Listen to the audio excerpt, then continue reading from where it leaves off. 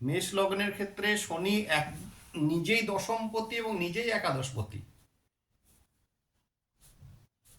সেই কারণে শনি মেষ লগ্নের পক্ষে শুভ গ্রহ বা কারক গ্রহ।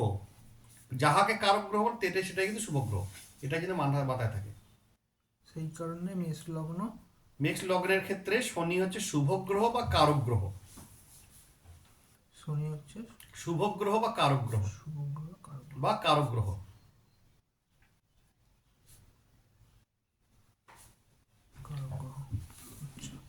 আর এই মেষ লগ্নে যখন শনির দশা অন্তর্দশা পড়বে, যেহেতু এর কারকত্বটাও শুভ, লিখে নে, না হলে কিন্তু কমপ্লিট হবে না। এর কারকত্বটাও শুভ। শনির কারকত্ব বুঝিয়েছি আগে। শনির কারকত্ব হচ্ছে ডিপ্রেশন, শনির কারকত্ব হচ্ছে একাকিত্ব, শনির কারকত্ব হচ্ছে এবং জবলেস। এটা কিন্তু ঘটনা ঘটে, কারণ শনি যদি অশুভ হয় তার কিন্তু কোনো জায়গাতে কর্মকাণ্ড ঘটানো মুশকিল হয়ে যাবে।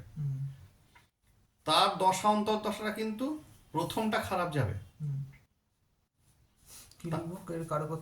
শনির কারকত্ব যেহেতু